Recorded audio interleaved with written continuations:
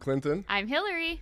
And welcome to Black Atlantic. We are a primarily Black Atlantic-centric podcast, website, and media channel with the goal of bringing Canadian East Coast voices to the world. You can expect to hear from us every week with guests or open discussion exploring topics and perspectives from all over Atlantic Canada. So be sure to visit blackatlantic.ca. And don't forget to search Black Atlantic on all social media platforms. Amazing. Well, here we are. We're still together. Yeah, with a new week, a new podcast. This is a different week because we're wearing different clothing. Yeah. This isn't. We didn't just change clothes. Yeah. I'm not still in New Brunswick. This is, time's moved. This isn't the same day. Anyways, yeah. So how are you today? You know what? I think I'm gonna be good on this day. Whenever this airs, I'm probably doing great. Amazing. How are you? Fantastic. Shall we get into the latest episode? Yeah. So this week's topics, we're going to do two broader topics to keep things a little spicy. We're going to talk a bit about the whole Kanye West situation and him harassing Kim Kardashian and Pete Davidson, or is he? And then we're also going to talk about Justin Trudeau and some members of the EU Parliament getting spicy with him, I guess, on the Democratic floor. Yep. Is that how I would word that? I guess. We don't know all the details about it, but we do know that this week, which is a different week than the other episode. Totally different day. We're going to talk about the roast of Justin Trudeau. Roast. Justin Trudeau, when he was elected, what was it, 8 years ago? Prime 6 Minister. years ago. He was really mocked. He was very heavily mocked around the world as being a leader that was too young, too inexperienced, didn't know what he was doing, didn't deserve to be on the world stage. He wasn't invited to events. And I guess over the years, he started to get a little bit more cred, a little bit more respect. But now, wow, he's being blasted by parliamentary members of the European Union. And we're going to play this, talk about it, and we'd love to hear what our listeners and followers think of this as well. Yeah, so here's two 1-minute clips from two different members of the EU Parliament. Based on Article 195, doubt that it would have been more appropriate for Mr. Trudeau, Prime Minister of Canada, to address this House according to Article 144, an article which was specifically designed to debate violations of human rights, democracy, and the rule of law, which is clearly the case with Mr. Trudeau. Then again, a Prime Minister who openly admires the Chinese basic dictatorship, who tramples on fundamental rights by persecuting and criminalizing his own citizens as terrorists just because they dared to stand up to his perverted concept of democracy, should not be allowed to speak in this House at all. Mr. Trudeau, you are a disgrace for any democracy. Please spare us your presence. Thank you. And one more for good measure. Hold on. Wait, let's talk about... Damn. Now, I know it doesn't say it here, and someone told me this, and I can verify with the facts, but apparently that's one of the members of parliament for of all places, Germany. Yep. Yeah. When you're getting criticized by Germany...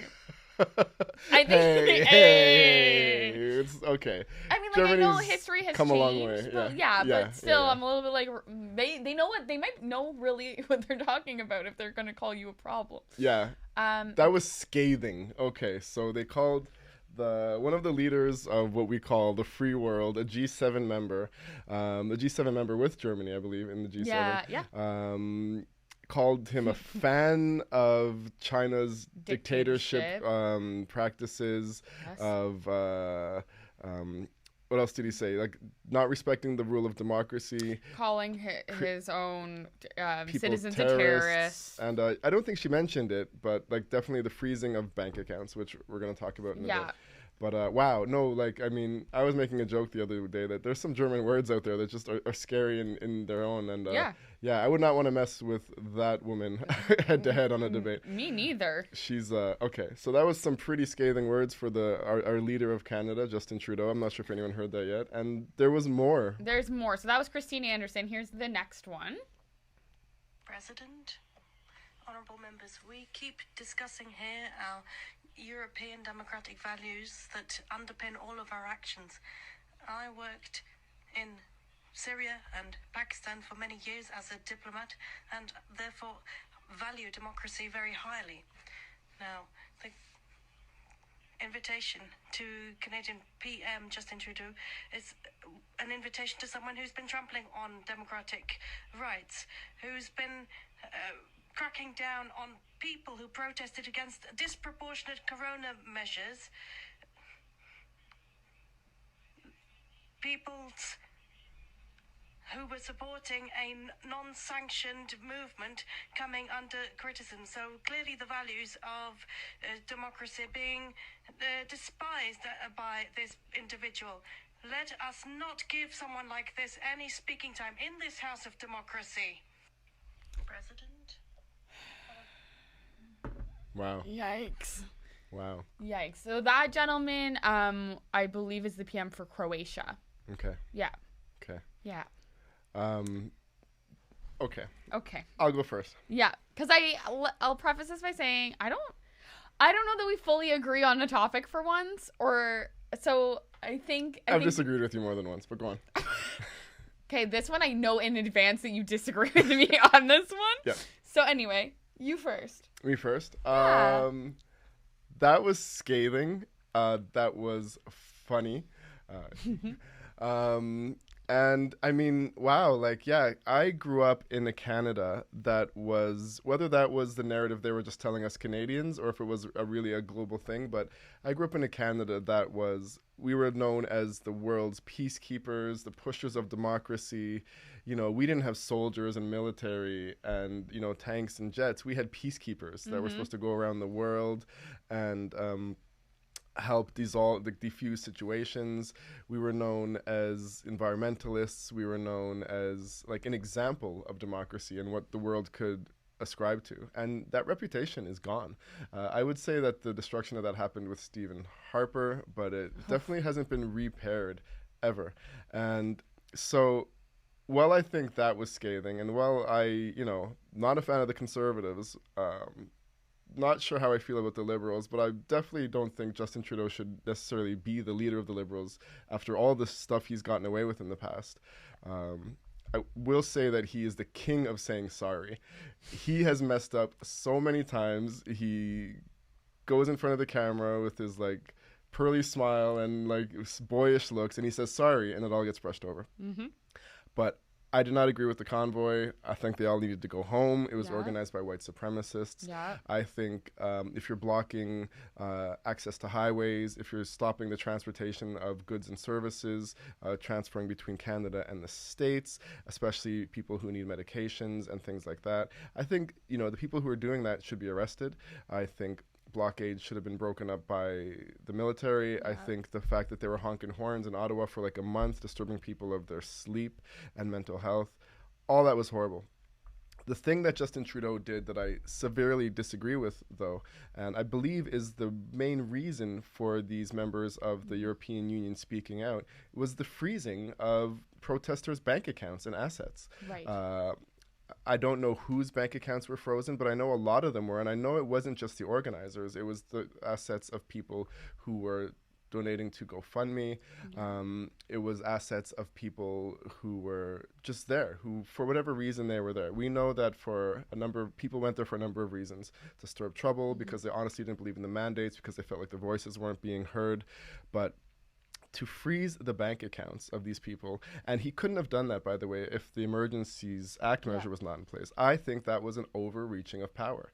I don't think that is something that anyone has the right to do in a democratic country, where people put their money in banks and they expect that they can get their money out when they want it or need it. But freezing that was unprecedented. It had never been done before, just because there was an opposing, honestly, a political party that were doing things that he didn't like. I think that was outrageous, and I think that's why other countries in the world are speaking out against him. Okay. Those are my thoughts. Yeah. Okay. So. I think where I have trouble with what you're describing is that everything that you described about the convoy that you like just disagreed with, the honking for a month, all of that stuff, the basically taking over of the downtown core of Ottawa, to me is sort of an act of terrorism.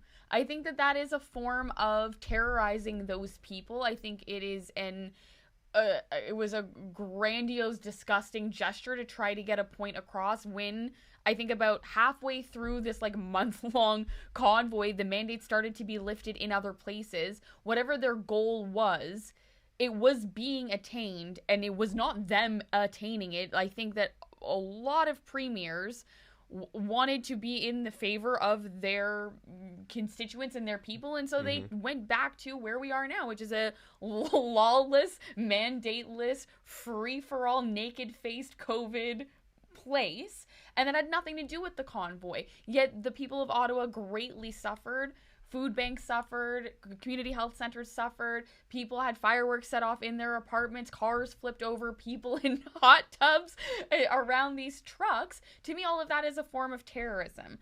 I think that it is problematic to lump under that one umbrella term every person who attended a protest who maybe was there for peaceful purposes. Yeah. I think it is harmful to lump all anti-vax people who were maybe just hesitant, as I have said multiple times before, because of misinformation and lack of education and barriered health, as if they are also terrorists. I think, and I do not know enough about the freezing of assets, if they're just doing it willy-nilly for anyone who participated over the whole month-long thing, that is very much a problem. If you donated to an organization affiliated with white supremacy, I don't really have pity for that. Like, do the research on who you're supporting, and then maybe you could have access to your money. We spoke about this a bit on the way in the car, but I think Black people have suffered a lot worse for doing a hell of a lot less. And so my sympathy, I'm very sorry, my sympathy for white people experiencing this right now is very minimal because of how much Black people have suffered for less. Yeah. And so that for me is an issue. Furthermore, to their point, if they're speaking specifically about the convoy, fine. But to say about the mask mandates, like this gentleman in Croatia who mentioned that, like they were still going on in Europe up until February. So we had maybe a month-ish longer, but while this like democratic uproar was happening. That's the only part that makes it controversial. I'm curious about what news these countries were being fed. We know very, very clearly that Russia bought so much into the convoy media. Yeah. I don't know what media Croatia is being fed about what the convoy was like, or what Canada was like during that time, or how divided our country really was over this happening. So I think that there's a lot of balls in the air that make this friggin' hilarious. Like, the roasting is funny, but I just don't necessarily agree with their points. Okay, cool. Cool. First of all, I've never heard the term balls in the air before. At all? No. I think that's having really a funny. juggle. Oh, juggling. Okay. No, I don't know. That's funny. So really good points. I don't know what these people are being fed either. I would like to assume that these were obviously not the premiers, presidents, or prime ministers of the country speaking. No, I think parliamentary. Because that was not the leader of Germany speaking. So she was a representative in some kind of power. But I think Teresa? I forgot her name. Markle. But she's leaving. She's leaving anyway. Okay. So I will be someone else. I don't know if that's someone like in lieu of the person who will be elected. I don't know how their politics run, but I don't know if that's just a parliamentary member or not. Oops. Well, I mean, I hear you about the oppression that Black people have faced, even the Indigenous people a couple years ago who were protesting the oil pipeline in Canada. Mm-hmm. They were very quickly shut down. Yeah. They were protesting for weeks, but the military was in there right away. The police was in there right away breaking stuff up. And, Justin Trudeau, like, blocking people's assets as opposed to sending in the police and the military. It still feels worse. For one, I guess, if he had sent in the military and the police right away against white people, all hell would have broken loose, right? And as I don't know if you mentioned this in the last episode that took place weeks ago and not today. I don't know if you mentioned... Yeah, not today. I don't know if you mentioned... we talked about how many police were involved in the convoy protest. Yeah. But imagine this, like what we talked about on the show, when I believe it was our first episode of Black Atlantic ever, was that this was largely a political movement. This was a political party that opposed the Liberals. What was it? It's the Wexit, the Alberta Exit Party. Well, is it? I know it was People's Party Canada. The guy whose name I can't remember, who was one of the organizers, Pat King. Yeah. He was one of the leaders or founders of the political party in the Alberta, okay, designed to separate Alberta from Canada, and who very much hates Justin Trudeau. So if you were the leader of a country and there was an opposing political party that was doing things you didn't like, and you had the right through the Emergency Measures Act that was in place because of COVID to freeze all of their assets and everything they were doing, that is not democracy. That is kind of like a Chinese communist country or a Russian country where the opposition gets killed, shut down, and stuff like that. And again, that is where I have the big problem. Like, this was not as much about masks for me as it was about hurting the Liberals and, you know, hurting Justin Trudeau's power. And he responded by freezing their money, freezing their assets. To me, that is shady. That is like below the belt, and it's it's undemocratic. I hear what you're saying. It's not about black people suffered so white people get their assets frozen and anything like that. It's more about the fact that an opposing a protest, a rally organized by an opposing political party that was very clearly against the Liberals, had the Liberals shut them down from their right to protest. No, they shouldn't have had a right to disturb people for a month. They shouldn't have had a right to block important access ways.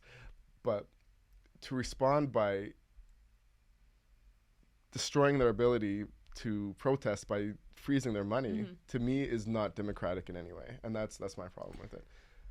If I didn't think about it as if it was because they were associated with Wexit, because that's 1 out of 3 people. The other person was like a yellow vest. The other one was like the woman who claims that she's Indigenous, but actually took about $1 million from the GoFundMe campaign and it's disappeared. Yes. Yeah. So there's her who's a yellow vest. Definitely and not there's good people. No, and then there's the other one who believes that the Anglo-Saxons are the purest form of human. Like, the cohort is bad. I would not hate the term terrorist for those people, but I didn't think of it as pushing necessarily the Wexit movement, because I don't know how many legs or it has to stand on or balls in the air. I really I didn't think for me. The other point that I was going to make when you were talking about this before, in terms of the military and the police, is that I ended up somehow watching some of the 6-hour-long Ottawa City Town Hall in which they asked the mayor, why did you never do anything? And if the police chief is stepping down, why aren't you stepping down for never doing anything to get rid of these people? He continued to deflect and have no answers, and they went around and around. Friend of the show, Megan, my business consultant, Megan was like watching it because she has business associates there, and she basically live tweeted to me the 6-hour ordeal in which they just all fought and never got to an answer. And I don't want to ever give Justin Trudeau any slack or leeway, but there's a domino effect of people in power, and no one ever took the power. The mayor did nothing. The police chief resigned. So then if we also, as we said in an episode that did not just be recorded in this room 10 minutes ago, say that the police were also part of the convoy. If they were not also peacefully protesting, they were also doing giving money. So where does Justin fall in that line of how quickly should he have acted that would have been appropriate or that would have been deemed inappropriate against, as you said, white people that we did not know if they had weapons, how angry they were, who they were associated with?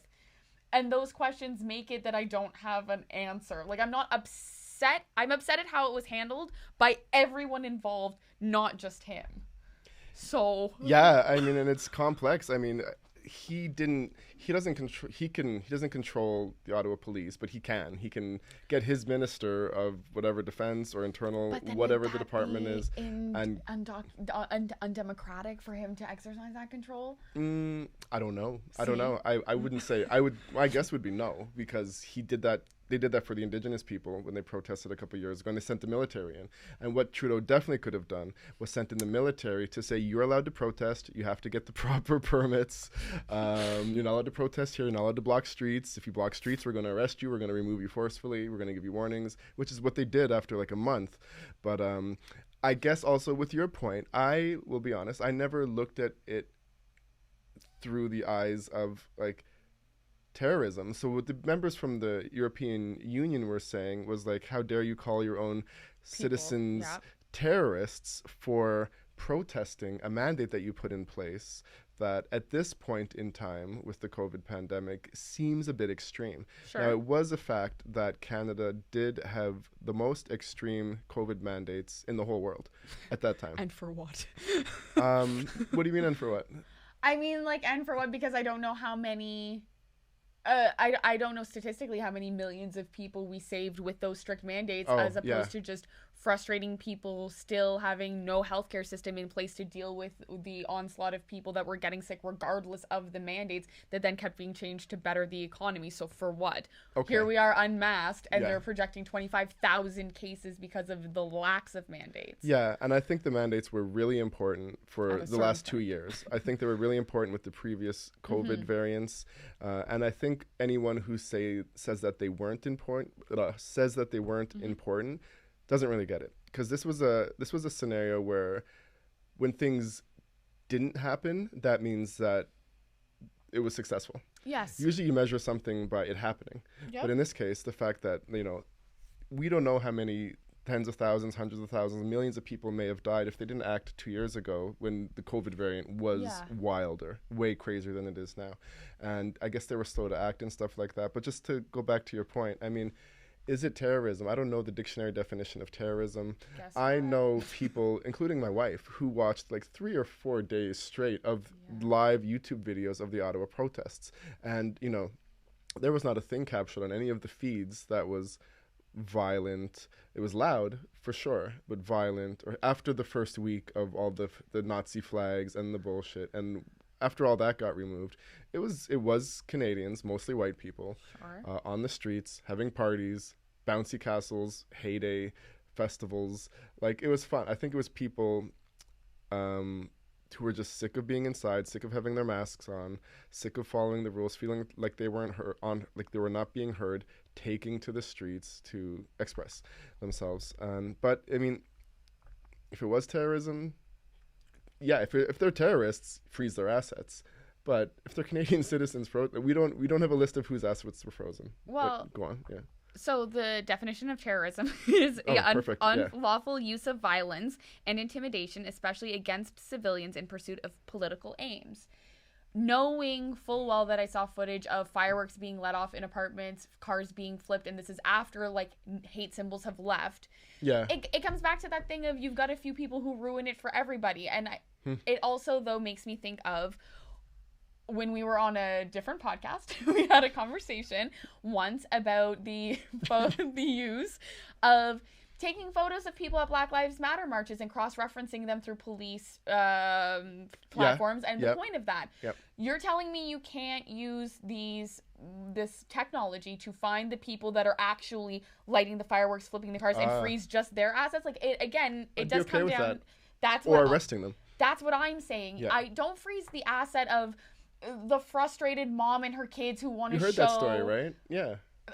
Sorry, that's an actual story. Go ahead. Sure. Go on. I assume that there are a lot of people. Like, I know people who were in support of this thing that I do not fully agree with, that I am still friends with, who have said that there has been kindness. There's been people who have been doing drum circles and things, and there's been, those people were just looking for a reason to get outside, for something to do, to show people what, in theory, democracy should be, which is a group of people being able to be together. When certain people ruin the recess for everybody and start to light shit on fire or be naked in a hot tub behind their 18-wheeler, freeze their assets, not all of the other people who participated. I would also wonder, what about the people who protested in Toronto? Like, is it just the Ottawa conglomerate? What about the people who came and disturbed Toronto's peace? Because the Toronto police handled it in a much different way. It was like one day of a weekend, they blocked off Yonge, and then they were all gone. So are their assets bothered?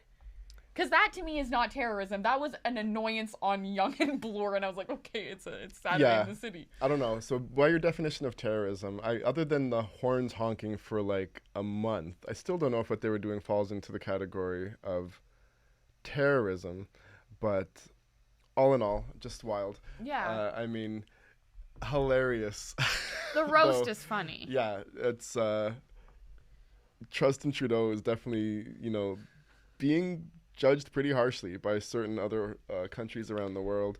And despite being judged harshly, has signed up with the NDP to keep our government for the next 3 years as a co-op with the two of them. So by the end of it all, Justin will have been prime minister for 9 years. Ridiculous. I don't know if anyone else has that much. I want to really look into that. Yes, Clinton. No, hold on. But before you, I want you to speak a little bit about the NDP and Liberal partnership before we move on. But when you were talking about the Black Lives Matter thing, about how they were able to identify and use the photos and stuff like that, it made me wonder and think, like, so at the start of the Black Lives Matter protest, the media and other people on Facebook were really big on showing the few instances of bad things that happened. Of course. The riots, the assault on certain business owners, the breaking of business windows, to paint and categorize all the Black Lives Matter protesters as thugs and vandals, as Donald Trump would put it. Right. So I just wonder, like,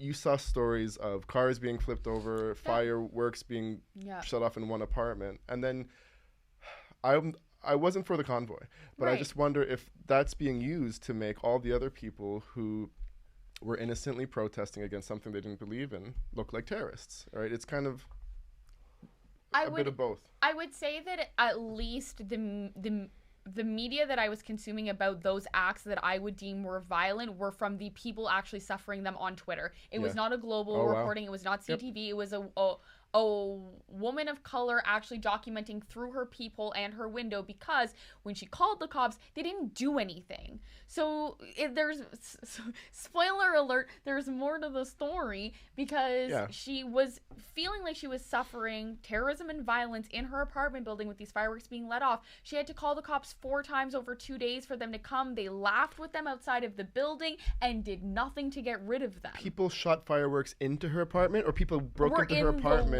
and shot fireworks out of her.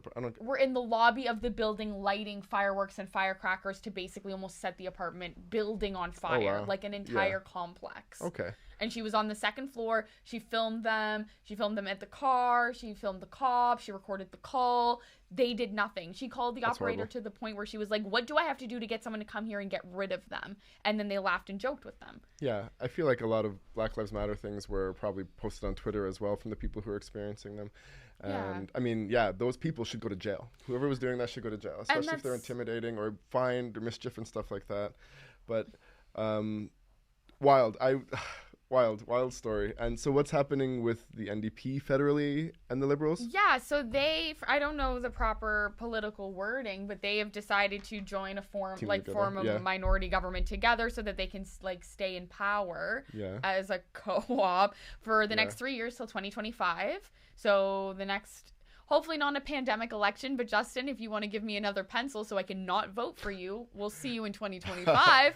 The good thing that's coming out of this is that Jagmeet is very much pushing for pharmacare and dental care as a permanent addition to our government, so that it is a universal thing. It is not something you necessarily have to pay into with insurance. It becomes covered by the government, which would be huge for people with barriered health, huge for everybody to save money in their pocket. So that's the latest that I've seen out of that. I will say, just statistically, because that will, like I just said, be 9 years of JT, he would be tied with Stephen Harper as the prime minister to have reigned for number 6 longest. Okay. They both have 9. Okay. Then Jean Chrétien with 10, Wilfrid Laurier with 15 years, Daddy Trudeau, Pierre, with also 15 years, and then Sir John A. Macdonald had 18, and William Lyon Mackenzie King had 21 years. Okay. I don't know who that is. I know there's a high school in Toronto, I think, named Mackenzie. 1921, off and on until 1948. He must have laid low enough to just, I don't know who that is. I don't know what he did. Wow. But anyway. Yeah. So again, yeah, if you haven't heard about that roasting of Justin Trudeau, it is hilarious. I just really wanted to play that on the podcast for everyone. And if you were looking to watch any of it yourself, we got the clips from Six Buzz. But yeah, so thanks. Which is already way deep down in the feed by the time you see that. Maybe we'll try to repost it on our own Black Atlantic page. Sure, why not? But it's hilarious. Oh man, everyone thinks like our biggest, and this is not why we're doing this. Some of our biggest, most racist, hateful haters think we're like liberal-owned, paid robots. Have you seen some of the comments that we get a lot of racism? What we are on snowflakes our posts and who love the liberals, yeah, and I don't. No, I not saying this for the haters, but Jagmeet Singh's my boy, and He's Justin better. Trudeau, I He's mean, not Liberal great, Party's, maybe my second choice, but yeah. Yeah. Well, I truly wholeheartedly only voted for Liberal because, again, did not know that NDP would stand a chance, and I did not want the Conservatives to go ahead and not ban conversion therapy, because why are we trying to convert the gays? Let them / me love everyone. Who was going to do what? Who was... So, one of the bills that got passed as Justin Trudeau became a Liberal was banning conversion therapy to convert queer people into being straight by, like, forcing them into the... Who was going to do that? Oh, that's like a known torture tactic that happens to gay people. Back in a long time ago. But we never banned it as a law. Oh, and okay. The conservatives didn't want to ban it. They didn't want to pass the bill. And that was like a thing in their political party. What? Yes! So then Justin was like, I'm going to ban this. Every single Conservative member of Parliament did not vote to ban it. It was not a unanimous vote. That is wild. That's the only reason I voted for Justin. I want to be able to kiss girls everywhere, not have to go to like a convent or somewhere. And like, I say convent because I can't think of where they like keep the gays that they don't want to be gay. But let us do what we want. Yeah, I learned a lot. Democracy. Let us do what we want. Yes. And peacefully protest with bank too. accounts that you can access. I will say that what Trudeau did definitely set a precedent around the globe for cryptocurrency. And when he did that, no, you always laugh at cryptocurrency. How are we here?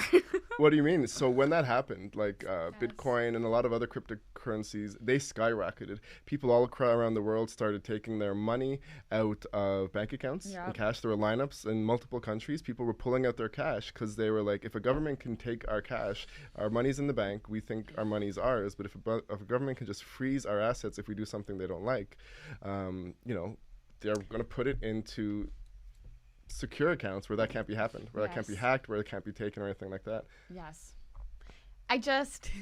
This is not against crypto. I'm like, whatever, I'm with it. I understand some of it. No, you don't. And you're against it. You always laugh. So I used to laugh at Facebook. When Facebook came out in like 2006, 2007, 2008, I laughed at it. I thought it was a stupid concept. Oh, a website where you upload your photos and update your stat. Like, I thought it was dumb. Right. And I didn't realize what a powerful thing it was. I don't think that it's dumb, and I am actively trying to understand. I went to a crypto event. You're aware. I am trying to be with the kids, educate myself, financial freedom. What I wanted to laugh about or joke about is, and I also made this point in the car too, is that, again, I'm sorry, but it's just like white people finally being inconvenienced because I do not I know that my money is in a bank. I know that I pay the bank so that it can hold my money in the bank, but I fully believe that one day someone could declare war on us or something could happen. I could wake up and it would be gone and I would have to learn a whole new way of living, because that happens in other third world countries in extreme situations. I do not trust our government. I do not trust any of the governments, that municipal, federal, provincial. I don't trust any of you because I am a marginalized person who has been misled by you. And so all of these people waking up and being like, what if I can't? Look through history books. That has happened to people, and history repeats itself. Yeah. So that's why I'm slow to be sympathetic. Well, I mean, first, when you put your money in the bank, they're not holding it for you. They are taking your money and investing in other things. They're spending all your money, making a ton of interest and money on it, and then, you can take it back out. But it's centralized. It's not once you put it in there, it's not yours anymore. It's not yours to control and own. So that just strengthened the argument for decentralization. I know this is definitely not a crypto episode, but if you look at some reports about it, about what happened around that time, the crypto market exploded around that time. But we should move on. And again, I'm gonna watch. I've watched that episode, that clip of Justin Trudeau being roasted so many times. I think it's so funny, and yeah, if you haven't watched it, find it online. It's hilarious. $6 if you start getting a lot of monetization. It's from Oh, Clinton watching it over and they're over doing and pretty over. good on their own. But yeah, so on to something we don't get to do a lot of. Celebrity gossip. Kanye West, what are you doing? Update me. I'm all ears. 'Cause Okay. other than listening to his music and loving his beats and his artistry, I don't know anything about what's going on with Kanye and this controversy. So There's a lot to try to tap into in maybe, I hope, like 15 to 20 minutes. But the long story short of all of it is we know that Kanye West is unwell and bipolar, and he often in the news has, we'll call them cute little outbursts of mania, where he goes to TMZ and he says some things out of character. He has yelled at George Bush on SNL. He has publicly had manic episodes, and sympathetic to the mental health thing. We're sorry that you're suffering in that way. We want you to get better. Kim has been married to him for years. They have their 4 children. She has tried to file for divorce. It's been a minute that they've been filing. Kanye has been making it difficult for her to file. And so... When did they first file? When did she first file? Or first try to file? Because I only heard about this, like, what, 6 months, 9 months ago? I want to say maybe last February. I think that's what a TikTok lawyer educated me about. TikTok lawyer. Okay. Because that's a thing now. That is a thing. She read the, like, 150-page, like, affidavit reports that Kim submitted against him. And so I was like, I have to educate myself. Anyway. Yeah. They file. It wasn't going very well. Then, from my understanding, all of this blew up because Kim went back and was like, while we are trying to amicably do this, can I just get West out of my last name? Can I just legally go back to being Kim Kardashian? Around the same time, she starts to date Pete Davidson, which we watched a mini, like, rundown of everything that's gone on. Pete, prolific for being on SNL, having a comedy stand-up special, dating Ariana Grande, and being known as the dude with big dick energy, and since then has dated many female celebrities that are very hot, and everyone's confused how Pete is hot. After Ariana Grande, he continued to date Kate Beckinsale, the woman from Bridgerton, I forget her name, and now Kim. So Kim being the 4th in this lineup of, like, pretty super famous women. Yeah. So, yes, he's on SNL. Kim goes on SNL. She's going through the divorce. They joke about the divorce. They go to Staten Island because he's from Staten Island. My accent, thank you. Yeah, it was great. Thank you. Yeah. They go on a roller coaster ride. They're photographed in the thing. This was on SNL? No, this is real life. This is real life after being on SNL together, that they hold hands on a roller coaster, and the photo that you get when you get off the roller coaster was shared. Okay. And so then the rumor started. Then it turned out like they were trying to hide that they were. And like fast forward to where we are now, where Pete has 3 tattoos involving Kim. My girl is a lawyer. I really want your reaction for this one. He got an iron poker and branded himself with Kim so that it would be a scar that could never be laser removed like the other tattoos he's removing right now. And she said this on Ellen 2 weeks ago. And there's a 3rd one that we do not know what it is. So what other tattoos are he's having other tattoos removed? Were they of his ex-girlfriends and stuff like that? He's got some cheesy Harry Potter ones. He's got some funny ones. Like he's covered head to toe. The other thing that's important to note about him probably meeting Kim is that one of her sisters is going out with drummer Travis Barker. Travis Barker is best friends with Machine Gun Kelly. Machine Gun Kelly is engaged to Megan Fox. So the hot tattooed lanky boy and supermodel with big butt Venn diagram is almost a full circle. Yeah, you lost me there. So Pete's related to Machine Gun Kelly? They're BFFs, like stoner buddies together, have been in 2 movies together. I think that Pete is MGK's daughter's godfather. Like they go deep. Okay. And so they all ended up being in the same so circle. So you're just saying that those guys like women of a certain caliber. Yes, they were all hanging out together. Kim Kardashian is friends with the Meghan, and they like tatted up boys. Yes, so her sister and Megan Fox are all going out with this like trio of boys. Like they basically were three friends grouping together with three friends. Okay, and speaking of friends, in my like 5 minutes of researching this before we got on the show, so Pete and Kim and Kanye were friends in 2019. They went to dinner together a few times. They went to dinner with Kid Cudi, who was sort of, I think, the middleman of the friends. But in this whole kerfuffle of drama, it all started to go south when Kanye started to post all these pictures of people supporting Pete and was sort of saying, like, screw you and outing people. Michael Che, who's on SNL, other members of the cast, and Kid Cudi. And so then Kid Cudi responded in another post being like, I've been trying to help you through your mental health. You don't want to talk to me. I don't care if you don't drop our single. Like, it got into some beef.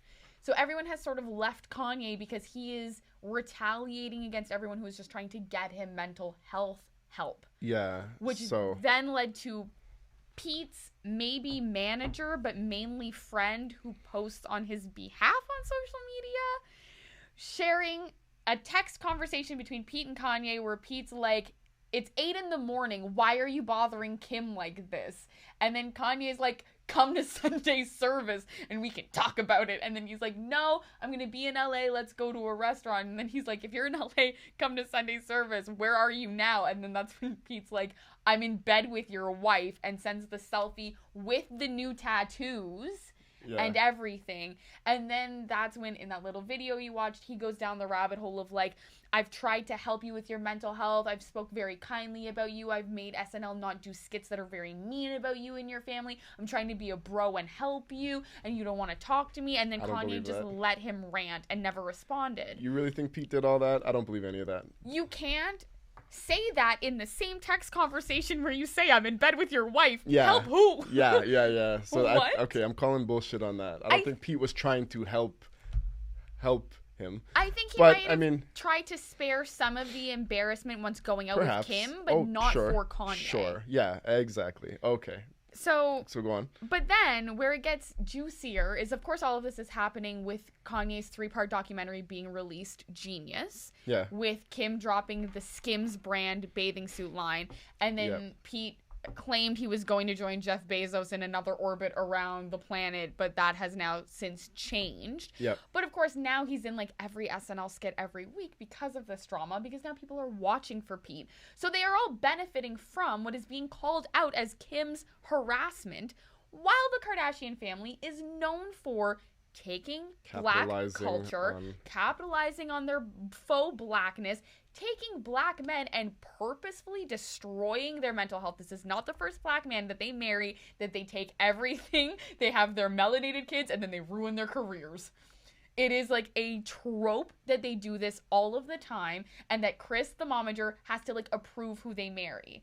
And Pete is very much, like I said, exactly like Travis Barker, the guy that Kourtney's going out with, that's blowing up now her career. It's all strategic, which makes it hard to sympathize towards the, what would be considered without money, violence against women. For the amount of harassment that Kim is suffering through these posts, through Kanye buying a house near her and sort of stalking her, creating a music video in which he depicts through claymation killing Pete to give Kim 12 dozen roses. Yeah.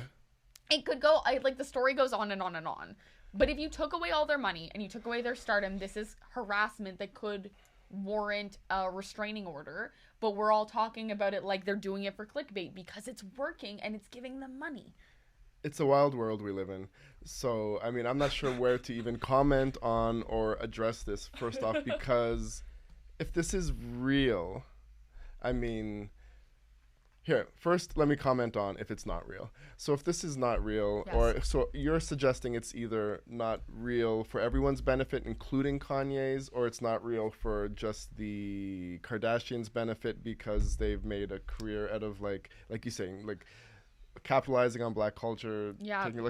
Travis Scott, and then one of them was dating a famous basketball player that they had Tristan kids together Thomas, with. yeah. Oh, that's who you keep... No, you didn't mention Tristan Thompson. No, but he's another black man who cheated, but who they've like sort of destroyed him. Like, there's several black men that they have dated throughout the years that end up like thrown out like a piece of trash after they give them babies and money and end up on the show for a few years. Oh, geez, wow. Because, like, I mean, I'm going to comment on Kanye in a second, but, I mean, if this is all for the money, it's working, and it's a crazy world we live in because we live in a world where bad things and controversy, if you're the right celebrity, it makes you money. Drama, fighting, beef. Like, look at I'm going way back to the 90s, the beef between the Notorious Big and Tupac, which unfortunately resulted in the death of both of them, also catapulted them to like superstardom levels to be the biggest rappers ever.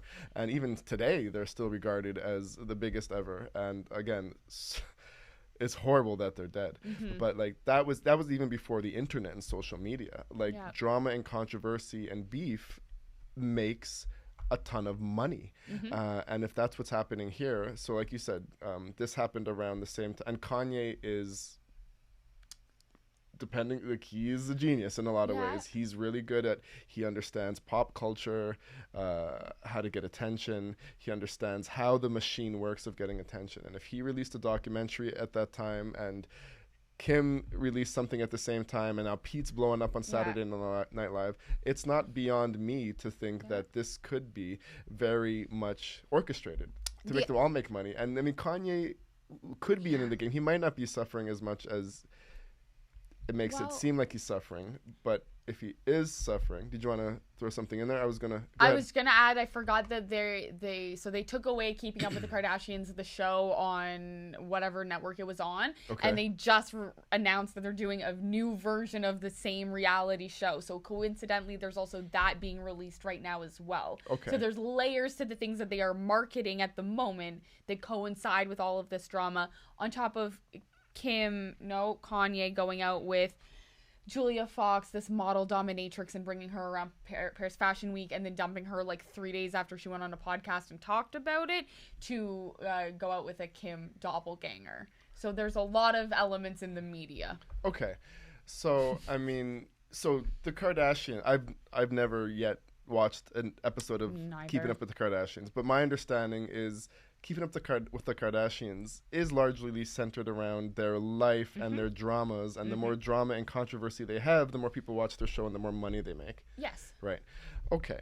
So that's one thing to keep in mind. Yeah. And also, lost my train of thought again. But I'll say that like Kanye's been on it like very reluctantly, but like I think one of the biggest episodes they ever had was when Kim's house got burgled, and they filmed her re-traumatizing herself, talking about being like held up for like her biggest rings and getting like robbed at weapon point. And which also could have been coordinated.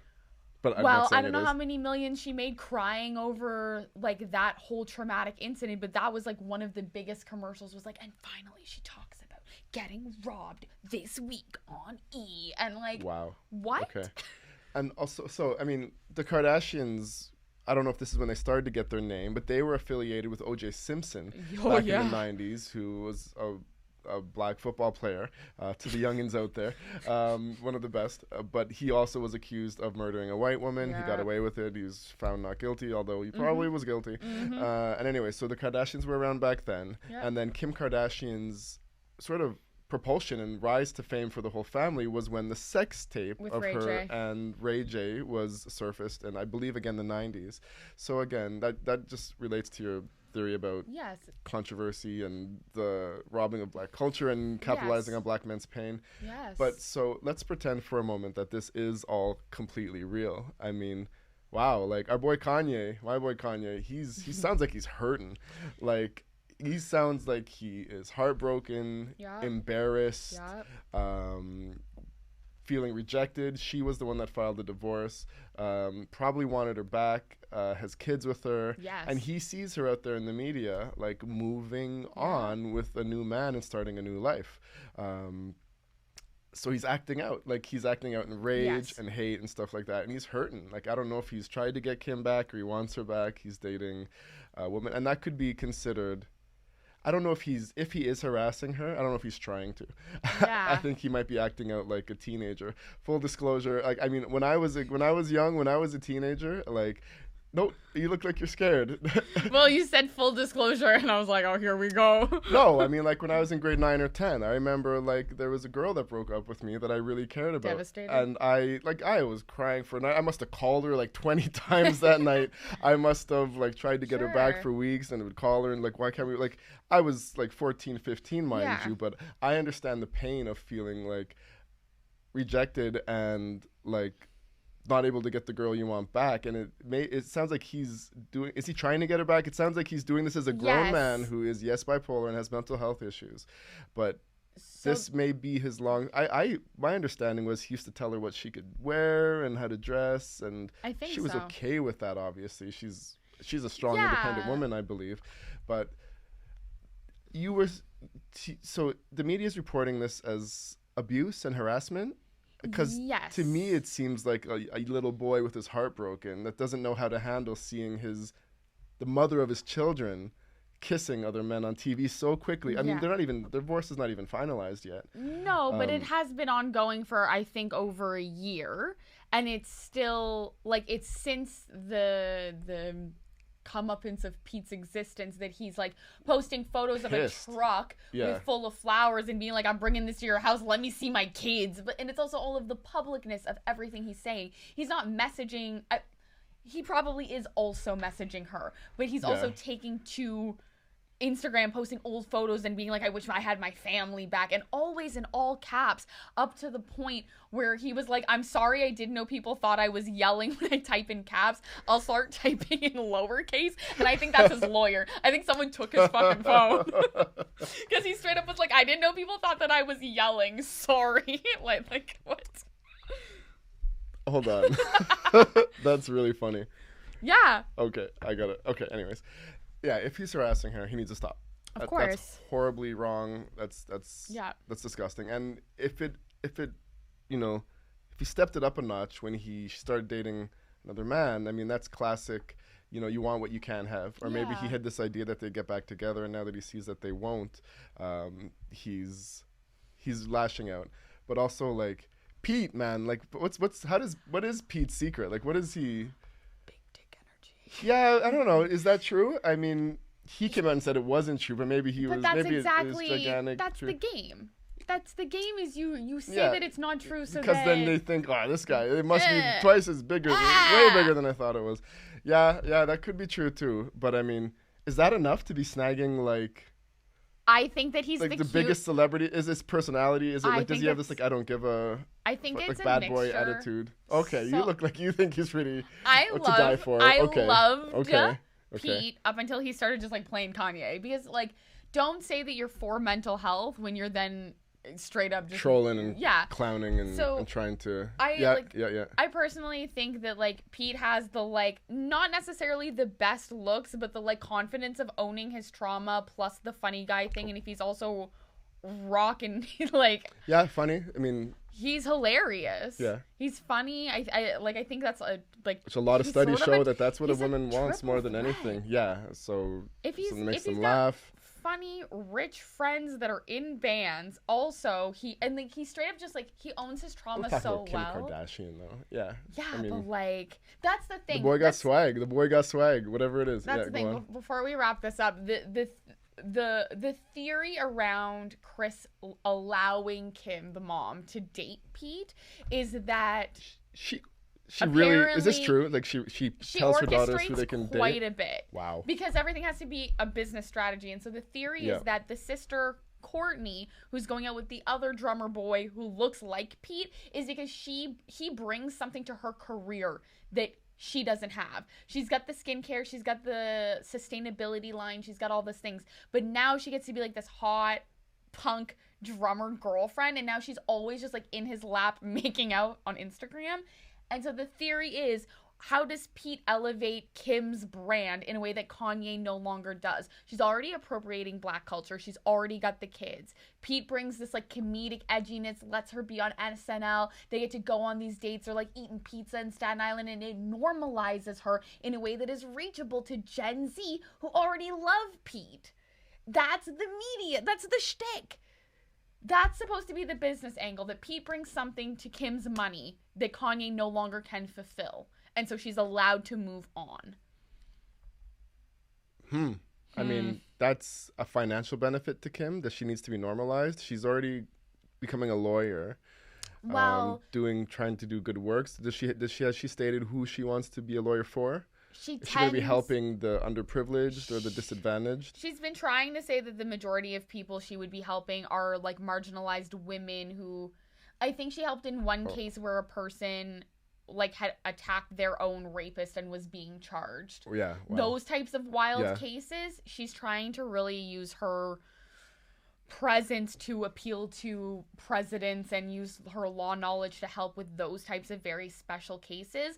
But a complete sidebar, but in terms of normalizing, their other sister Kylie, for the first time ever, posted a normal postpartum belly photo. Okay. Everyone is losing their mind over the normalness of her body because she has been getting plastic surgery since 20. So normalness is the new... It's going to be their new thing. Just like, correct me if I'm saying this wrong, but women being fit and strong nowadays is the new skinny. Like being healthy and able to take care of yourselves and being... It's less like we want people to be skinny and more so we want people to just be eating healthy and doing the right things and loving and appreciating their bodies. And so for them to also naturally pivot into dating guys that like uplift them and then also posting normal body shots and doing normal date things in the world and not being in this weird like castle on a hill, we're too rich to be to be relatable. Yep. That's what's making them money now. But again, on the backs of black men. Wow. And I don't know all the details. If Kanye is actually harassing her in a threatening way and not just like sad and wanting to be with his kids every day and stuff like that, he needs to stop. I mean, Trevor Noah said that it was harassment. Okay. Okay, done deal. Done. Trevor said it? Trevor said it. A black man said it was harassment. No, Trevor is the Trevor Noah. Authority? Okay. Yeah. So Kanye, stop it. No, but no, because I've always found Kanye to be wild, surprising, but genuine in his own way. And yeah, to me, it seems like a man with a broken heart trying to get back the woman that he lost, whether he really wants or if he just doesn't want her to be with someone else, which is a whole other deeper issue to get into. But or again, it's wild. Amazing publicity for Genius, for keeping up with the Kardashians' new thing, for the Skims line, and for Pete's trip to apparently not Mars. Yeah, because whatever it is, we know that they're all making a ton of bags off of the stuff that just us civilian common folks are gossiping about. That's the thing. That's the other thing too, is that like regular women, this is trauma. For Kim, it's trauma and $1 million. Yeah, well said. That's been an episode of Black Atlantic. Yeah. Thank you to all of our listeners for tuning in. Wherever you're listening to us, please, if you haven't already, make sure you followed. Sharing our episodes and content is so helpful. So we're on all your streaming platforms, but you can also check us out on what social media sites? YouTube, TikTok, Instagram, Facebook, Twitter.